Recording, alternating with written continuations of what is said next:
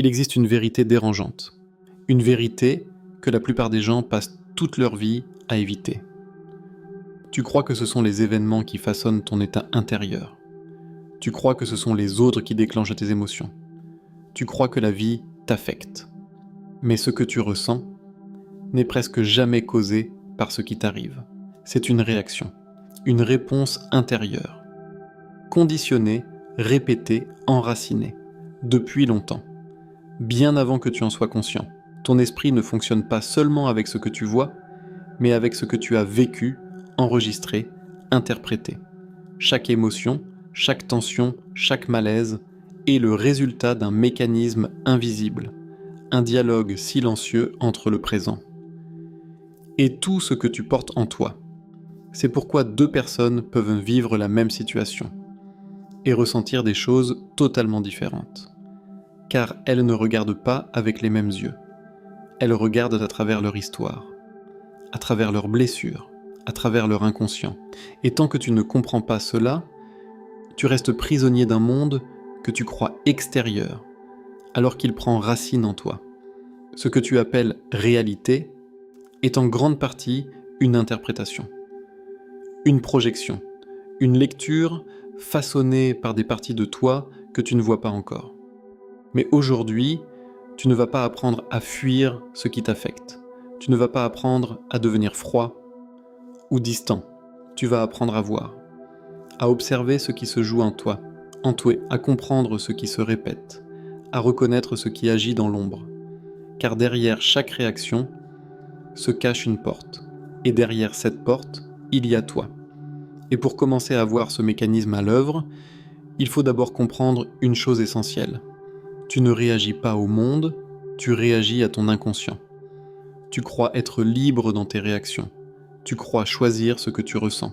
Tu crois décider comment répondre. Mais si tu observes avec sincérité, tu verras autre chose. Un automatisme, une mécanique silencieuse, quelque chose qui se déclenche avant même que tu aies le temps de penser. Une parole, un regard, un ton légèrement différent. Et déjà, quelque chose en toi s'active, comme un interrupteur invisible. Ton corps se tend, ton esprit s'emballe, une émotion monte, parfois disproportionnée. Et pourtant, si tu t'arrêtes un instant, tu pourrais te demander « Pourquoi cette réaction ?» Ici, maintenant, car ce moment n'est pas isolé. Il est relié à d'autres instants, à d'autres situations, à d'autres versions de toi-même. Peut-être plus jeune, peut-être plus vulnérable, peut-être déjà blessé. Ce que tu vis dans le présent est souvent la réactivation d'un passé qui n'a jamais été pleinement compris. Ton inconscient fonctionne comme une mémoire vivante. Il enregistre tout, surtout ce qui t'a marqué émotionnellement. Et lorsque quelque chose ressemble, même légèrement, à une expérience passée, il ne prend pas le temps d'analyser. Il reconnaît, il associe, il déclenche. Ce n'est pas la réalité qui parle, c'est une empreinte, une trace ancienne qui remonte à la surface.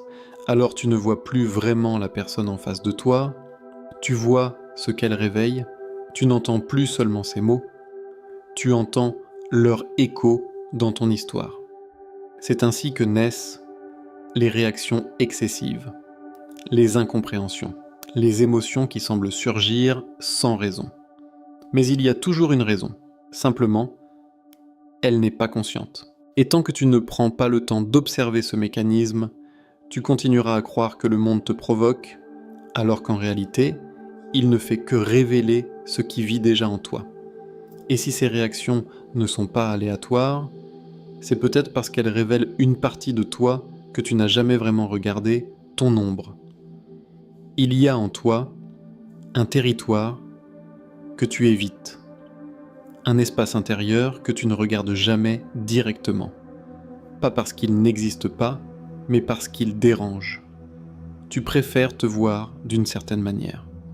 Quelqu'un de raisonnable, de juste, de maîtrisé. Alors, tout ce qui ne correspond pas à cette image, tu l'as doucement mis de côté, enterré, dissimulé, refoulé. Mais ce que tu enfouis ne disparaît jamais. Ça change simplement d'endroit. ça descend plus profondément, dans une zone silencieuse de ton esprit, où cela continue d'exister, sans ton contrôle. C'est là que naît ce que Carl Jung appelait l'ombre. Elle n'est pas seulement faite de tes parts sombres, elle contient aussi tes désirs inavoués, tes colères non exprimées, tes élans que tu as appris à réprimer. Et le plus troublant, c'est la manière dont elle se manifeste. Pas directement, pas clairement, mais à travers les autres. Quelqu'un agit d'une manière qui t'irrite intensément. Et tu ressens une réaction disproportionnée. Une gêne, une tension, parfois même un rejet immédiat. Comme si cette personne touchait quelque chose de sensible. Quelque chose que tu ne veux pas reconnaître. Ce n'est pas un hasard. Ce que tu vois chez l'autre est souvent une projection. Un fragment de toi que tu refuses de regarder en face. Peut-être juges-tu quelqu'un d'arrogant, alors qu'au fond, une part de toi rêve d'exister davantage. Peut-être rejettes-tu la faiblesse parce que tu refuses de reconnaître la tienne. L'ombre agit ainsi. Elle ne te confronte pas directement.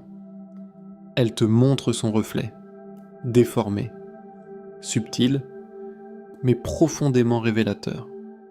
Et tant que tu continues à fuir ces reflets, tu restes prisonnier de réactions que tu ne comprends pas. Car l'ombre ne disparaît pas quand tu l'ignores. Elle s'intensifie, elle infiltre tes choix, te pousse à juger, à rejeter, à t'éloigner, sans que tu comprennes vraiment pourquoi. Mais si, au lieu de détourner le regard, tu restais un instant face à ce qui te dérange, si tu acceptais de te demander « Pourquoi cela me touche autant ?» alors quelque chose commence à changer. Car derrière chaque irritation, il y a une vérité. Pas toujours confortable, mais toujours libératrice. Mais ce qui est encore plus subtil, c'est que cette ombre ne t'affecte réellement que lorsque tu lui laisses du pouvoir, souvent sans même t'en rendre compte.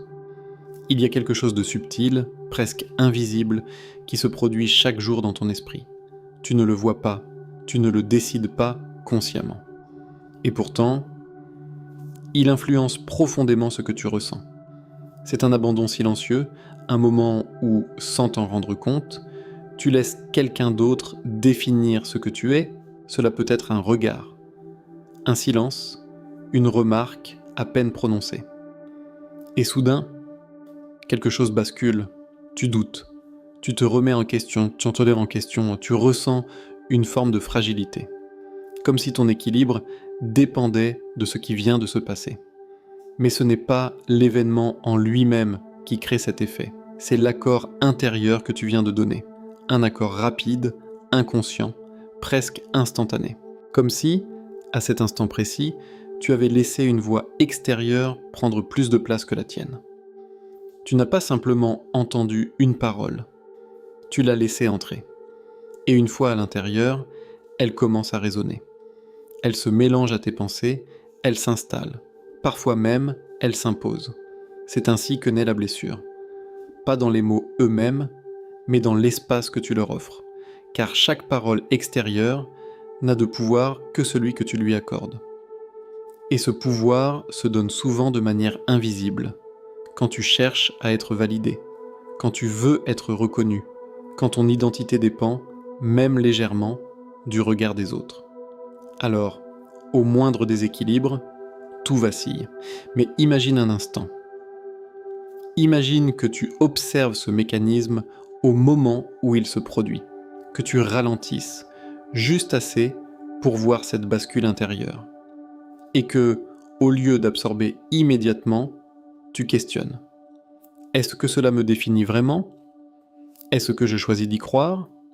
Dans cet espace, quelque chose change. Tu ne rejettes pas le monde. Tu ne deviens pas fermé ou indifférent. Tu deviens lucide. Tu réalises que ton monde intérieur n'a jamais été censé être gouverné de l'extérieur. Et peu à peu, tu reprends ta place. Pas en contrôlant les autres, mais en cessant de leur donner un accès illimité à ce que tu es. Et une grande partie de ce pouvoir que tu abandonnes vient de ce que tu refuses encore d'accepter en toi et dans ta réalité. Il existe une tension en toi, si constante que tu ne la remarques même plus, une forme de résistance silencieuse, presque imperceptible, mais toujours présente. Elle apparaît chaque fois que la réalité ne correspond pas à ce que tu attends, quand quelqu'un agit comme il ne devrait pas, quand une situation échappe à ton contrôle, quand la vie prend une direction que tu n'avais pas prévue. À cet instant, quelque chose en toi se contracte, tu refuses, tu t'opposes intérieurement, tu te dis « ça ne devrait pas être comme ça ». Et c'est là que commence la lutte, pas à l'extérieur, mais en toi. Car la réalité, elle, continue d'exister telle qu'elle est, indifférente à ton refus. Mais ton esprit, lui, entre en conflit avec ce qui est déjà là. Et ce conflit crée une friction, une tension mentale, une fatigue émotionnelle, une agitation intérieure qui ne disparaît pas. Tu crois que ce sont les événements qui te troublent, mais en réalité, c'est la résistance que tu leur opposes. Plus tu veux repousser une situation, plus elle prend de place dans ton esprit. Plus tu refuses une émotion, plus elle insiste pour exister. C'est un paradoxe silencieux. Ce que tu rejettes persiste.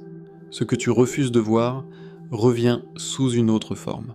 Et parfois, encore plus intensément. Mais il existe une autre manière d'être face à cela. Une manière qui ne consiste ni à fuir, ni à lutter. Simplement, à voir. Voir clairement ce qui est là, sans ajouter de jugement, sans chercher à transformer immédiatement, juste reconnaître. Cela est. Cette simple reconnaissance change tout. Elle ne supprime pas la situation. Elle ne rend pas tout agréable. Mais elle met fin à la lutte intérieure. Et dans cette absence de conflit, une forme d'espace apparaît. Un espace où tu n'es plus en train de résister, mais en train d'observer. Et dans cet espace, quelque chose se détend. Tu n'es plus pris dans le rejet. Tu n'es plus enfermé dans l'opposition. Tu redeviens disponible. Disponible pour comprendre, disponible pour agir, si c'est nécessaire.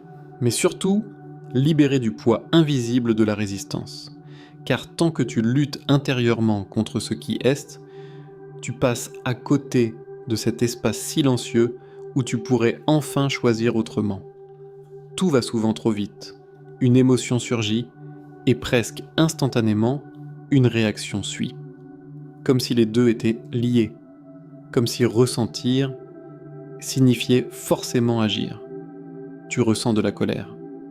Tu réponds. Tu ressens de la peur. Tu évites.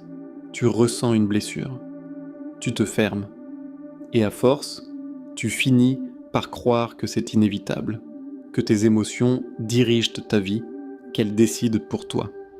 Mais il y a quelque chose que tu n'as peut-être jamais vraiment observé, un intervalle minuscule, presque invisible, mais réel, un espace entre ce que tu ressens et ce que tu fais.